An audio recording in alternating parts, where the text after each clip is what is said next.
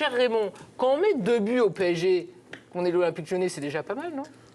C'est parce que vous êtes dit ce soir? Oui, à la fin, oui, c'est bien parce que ça donne l'impression qu'il y a eu un match. C'est tout. Mais il n'y avait pas match, alors c'est ça que vous me dites. Il n'y avait pas match. Il n'y avait pas match. Il y a eu des circonstances à la fin qui ont donné cette impression-là. Mais Paris est sur toute la ligne et au-dessus. Et c'est vrai, je suis d'accord. C'est le dernier quart d'heure, on s'est enflammé un peu. Sinon, le reste, voilà, il n'y avait pas de... Il y avait une maîtrise parisienne. Il y avait parisienne. une incapacité des Lyonnais de faire quoi que ce soit. Il a fallu qu'il y ait ces changements, qu'ils poussent. Mais si, on va me dire pourquoi ils n'ont pas commencé comme ça. Mais je pense que s'ils avaient commencé comme ça, ils en auraient pris 5. Parce que tu penses qu'ils... Au lieu d'en prendre 3. Ben oui, parce qu'ils ont ouvert. À la mi-temps, 5-4 ou 3-2, moi, à la ça revient au mi-temps, même. quand j'entends Niakité, c'est qui rentre, Niakaté, peut-être. Niakaté, ouais, qui rentre et qui dit maintenant, on va gagner, les gars, on joue pour gagner. J'ai dit, bah, ça y est, c'est mort, ça va faire 3. Tant qu'ils étaient derrière, qu'ils tenaient, qu'ils étaient là, oui, non, mais c'est un manque de lucidité de se dire, on joue cette équipe de Paris, qui à l'heure actuelle est quand même au-dessus dans le championnat sans problème, en disant, on va gagner. Moi, je veux bien. Ils étaient à 0-0. Ils étaient à 0-0 à la mi-temps. C'était un bon résultat, 0-0. Mais au final, ils ont peut-être offert du spectacle au Parc OL qui était plein ce soir. Ludo, c'est une bonne pub pour la Ligue 1 que vous avez vue ce soir? Je suis pas certain. Je suis pas certain. Lorsque j'ouvre ma télé. Alors, on ouvre rarement une télé quand même. Bah, C'est que difficile. J'allume. Oui. J'allume ma télé si vous préférez. Et que je vois l'état de la pelouse, déjà c'est un mauvais indicateur. Quand je vois le nombre de glissades sur la première période, si on veut vendre déjà un match qui doit être un match phare Oui. pour notre championnat, Un en gros imaginant rendez-vous. qu'on veuille déjà vendre des droits à l'étranger, les gens qui regardent ce match, ils se disent mais c'est pas sérieux. C'est pas sérieux, c'est le plus gros choc de la saison, un des plus gros chocs. La pelouse, elle est dans un état déplorable, tout le monde glisse, c'est pas... Enfin, ça fait pas professionnel déjà d'entrée de jeu. Ça fait pas affiche. Non, ça fait pas niveau. pro. Mais néanmoins, je rejoins qu'à moitié Raymond sur le fait qu'il pense que Lyon aurait pu tenir comme ça. J'y crois pas. Parce que la maîtrise technique du Paris Saint-Germain aurait de toute manière, à un moment donné, fait la différence, comme ils font à chaque fois. C'est-à-dire tu peux rester arc-bouté derrière en pensant que c'est illusoire, mais à partir de la 60e, 70e, tu craques parce que t'en peux plus, t'as fait les efforts, les couvertures. Il y a toujours des espaces qui se créent avec des joueurs de cette qualité-là. Moi, je regrette que Lyon n'ait pas mis l'intensité de la fin de match un peu plus en amont. Greg, Je pense que non, c'est les deux en fait. C'est-à-dire que c'est le changement de braquet qui a déstabilisé les Parisiens. Parce qu'effectivement, quand ils ont joué le match et qu'ils sont... Oui, mais comme dit Raymond, si jamais ils avaient attaqué un peu à tombeau ouvert tout de suite, ils pouvaient en prendre 5. C'est pas interdit de penser.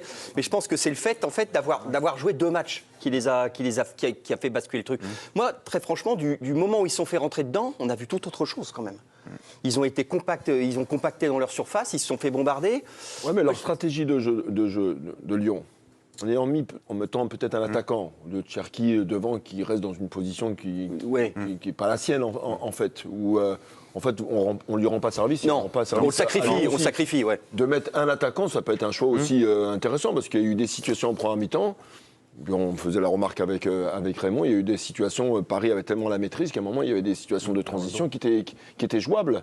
Et avec la position de Cherki un petit peu plus haut, la transition, elle n'a pas été possible. C'est-à-dire qu'ils sont, moi, effectivement, comme dit Ludo, je trouve qu'ils sont peut-être coupés les ailes un peu, ils ont peut-être attaqué un peu résigné quand même. Parce que tôt ou tard, tu vas prendre la valise. Effectivement, ils font circuler le ballon, ils sont bons sur les attaques placées. Peut-être, à un moment donné, il faut leur rentrer dedans, non ? Mais si tu laisses cette équipe qui est déjà forte techniquement, si tu la laisses dans une certaine forme de confort, c'est-à-dire d'avoir le contrôle, la vision, le temps de faire la passe, le temps de trouver le 1-2, évidemment que cette équipe, elle est au-dessus du lot. Ça s'est vu sur ce match qu'elle est au-dessus du lot, techniquement.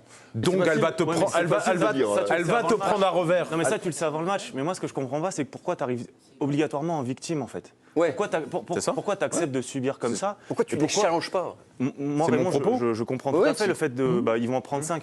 Mais vas-y, en fait. Lance tout, envoie tout dans la bataille et vois ce que... Et t'en prends 5. mais quand Brest, on a Je suis pris pas 5, certain. le bleu, on les a pas commencé lors du Brest PSG. T'as probablement raison. Mais en fait, là, t'essayes pas.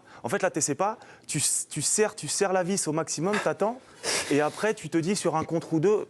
Ouais, mais il y a déjà 3 en fait. Et on aime bien les 15 dernières minutes parce qu'ils faut aller chercher. Moi j'entends quand Greg dit il faut leur rentrer un peu dans la gueule. Mais c'est facile de dire ça, on est tous capables de dire il faut la rentrer dedans, il faut imposer, nanana. Mais quand techniquement c'est meilleur, quand dans le déplacement c'est meilleur, quand vous avez toujours autant de retard quand vous voyez plus vite que les autres, mais vous pouvez dire vous pouvez rentrer dans la gueule, ça en fait. Tu vois jamais le ballon. Ça peut devenir très compliqué. Il y a qu'en allant couper de temps en temps un peu à la source, Régis, que tu peux essayer de récupérer des ballons. Oui, il y a parce que quand tu laisses le ballon à Vitinha ou au Neves, t'es sûr de jamais le voir. Parce que eux, quand ils ont du temps, le ballon, ils te le cajolent, ils te le câlinent, il n'y a pas de problème. Par contre, d'aller mettre un peu de pression sur Marquinhos, aller mettre un peu de pression sur mais c'est un choix de sur Beraldo, sur Magin. Mais c'est un choix du coach. Oui, c'est un choix de coach. Tu peux couper l'alimentation au départ. Moi, je ne suis pas fan de cette approche de match. Non, mais moi, voilà. Après, je ne suis pas Fonseca, mais toi, t'aurais bien Il y a un truc, c'est ils ont fixé par exemple Mikotadze qui a pris le côté gauche. Bon bah Hakimi, il a moins fait le mariole quand même. C'est-à-dire que non mais si tu vas aller chercher, si tu l'obliges Hakimi à défendre, il est rentré à la 80e. Donc selon ce que vous êtes en train de me dire, en fait, il aurait dû rentrer beaucoup plus tôt. Hakimi met un doublé parce qu'il n'a pas à défendre aussi. Je dirais à un moment donné, il faut quand même aller les obliger un petit peu à travailler. Donc pour vous, il y a une erreur de base. Non, je sais pas, mais il y avait Fofana quand même sur le côté qui est un attaquant qui va dans la profondeur, justement qui était là pour le gêner. Juste en disant il y a quelqu'un qui peut aller dans son dos. Qui est beaucoup moins bien depuis un certain temps. Non, mais le vrai, pour moi, le vrai problème de cette organisation-là, c'est laquelle ? Celle de Lyon ? C'est Cherki de Lyon. Oui, donc qui était en faux neuf. Je veux dire, avec deux extérieurs, avec Fofana et Nuama, qui restent comme ça. Quand on a quelqu'un qui décroche comme ça, il faut venir donner des solutions un petit peu au milieu. S'il reste là-bas, même si Cherki avait réussi à leur donner le ballon, il se retrouvait une fois, Fofana, il s'est retrouvé 2-3 fois tout seul contre deux défenseurs. Rien. Il a centré une fois. Il y avait le premier Lyonnais, il était à 35 mètres du but. Ça ne sert à rien. On reviendra sur les choix de Fonseca, parce que c'était un choix fort au départ, au coup d'envoi. On va revenir sur ce PSG, 17e victoire de la saison en 23 journées. Le PSG qui est évidemment toujours invaincu en Ligue 1. Est-ce que ce PSG est tout simplement injouable ? Jusqu'à preuve du contraire, moi je trouve que la dernière défaite, c'est quoi ? C'est 26 novembre contre le Bayern. Face au Bayern. Ouais, le 26 novembre. À Munich. Et après en championnat, non, comme vous l'avez dit un peu en amont, je crois que si personne à un moment prend le pari d'essayer de leur faire du mal, d'essayer, je dis pas qu'ils vont y arriver, mais s'ils n'essayent pas au moins de dire on fait quelque chose, et s'ils attendent comme ça, je vois pas comment, comme vous l'avez dit, Vitinha ou Neves, tu peux pas leur prendre le ballon. Donc si tu les regardes, tu cours après. Greg, au niveau des tirs cadrés, il y a 7 tirs cadrés lyonnais, 8 tirs cadrés parisiens. C'est assez proche. Bon, après, il y a tirs cadrés, mais voilà. Lyon a quand même posé des soucis. La Ligue 1 étant ce qu'elle est, je pense que tu as peu d'équipes qui sont capables de les mettre en danger. Ça, c'est vrai. En Ligue 1, au niveau hexagonal, tu as peu d'équipes capables de les mettre en danger. Tu as déjà 8 ou 9 équipes qui ne jouent pas le même championnat. S'ils arrivent à mettre 4 ballons dans la surface, c'est le bout du monde. Non, mais c'est la vérité. Je veux dire, à un moment donné, il faut le dire. Mais d'essayer. Sur des gros matchs, d'essayer. Donc, ils ont peu de rendez-vous où ils peuvent être mis en danger. Donc, je pense que tu peux regarder qu'en Coupe d'Europe. Et en Coupe d'Europe, ils ont été mis en danger quand même fréquemment. Ils ont même Manchester City, qui n'est pas une grosse équipe, ils mènent 2-0 à l'heure de jeu. Oui, mais c'est pas la même intensité. C'est pas la même intensité, mais je pense qu'il faut cette intensité-là pour les mettre en danger. Oui, sinon, tu vas pas y arriver. Je pense qu'aucune équipe de Ligue 1 est capable de. Monaco a essayé il n'y a pas longtemps. Il y a peu de moments où ils peuvent être challengés, et je pense qu'à chaque fois, j'ai quand même plus ou moins. À chaque fois que ça pouvait se passer, j'ai senti qu'il y avait moyen en fait. Que quand tu sautes leur premier pressing, il y a des situations.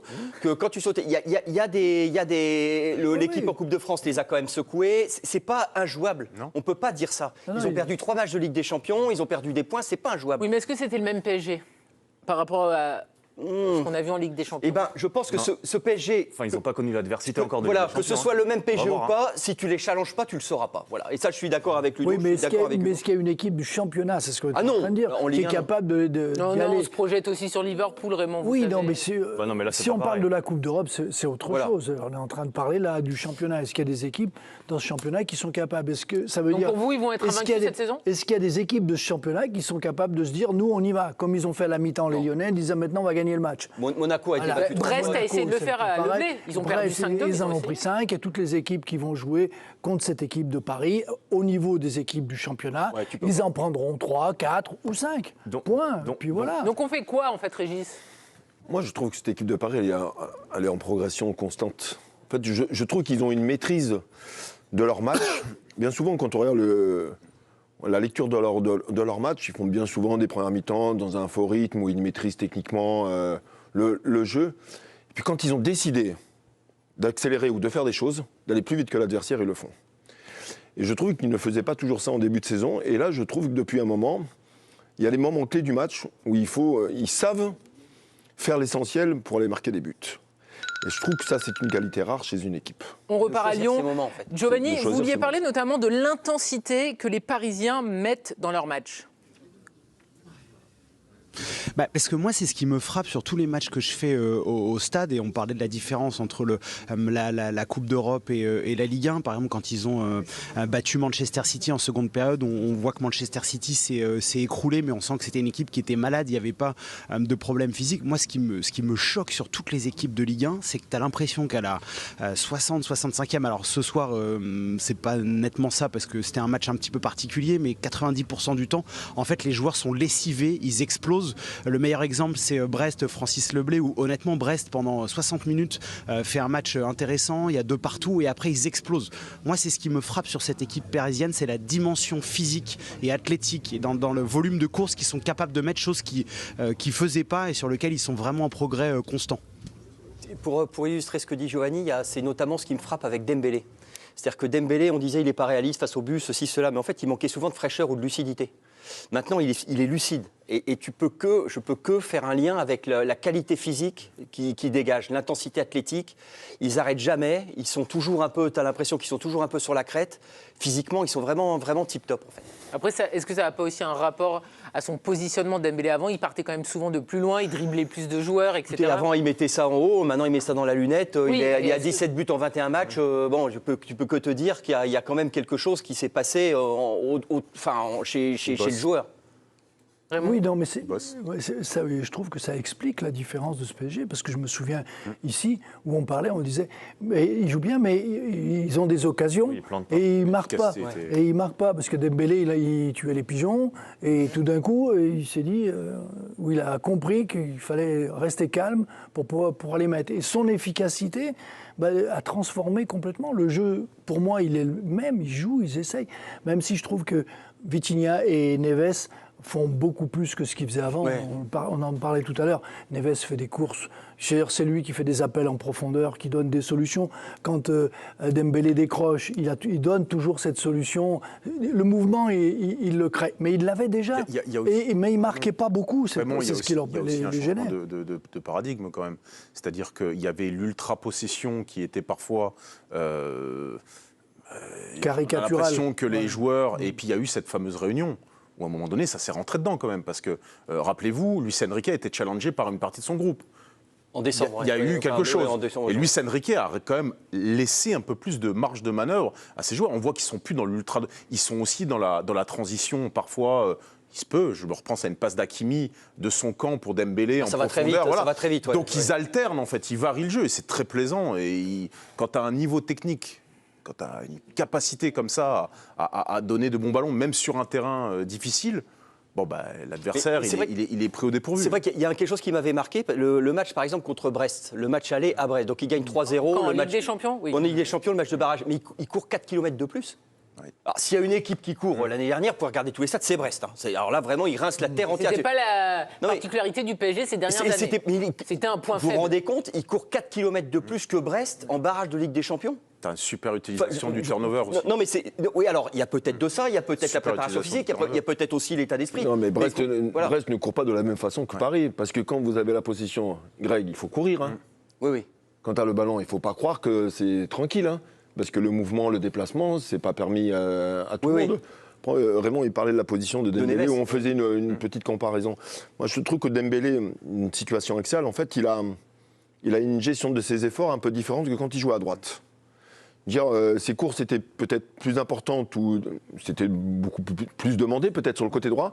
Et en étant dans l'axe, je trouve qu'il a une gestion de ses efforts. Et je pense que ça lui a fait gagner de la lucidité devant le but. Alors maintenant, il s'est mis dans la tête qu'il faut cadrer. Quand tu cadres, il y a quand même beaucoup plus de chances de marquer des buts. Mais est-ce que cette fatigue en moins, par exemple du côté droit et peut-être dans l'axe, est-ce que ça lui a permis peut-être de prendre un petit peu plus de confiance et un petit peu plus de fraîcheur devant le but?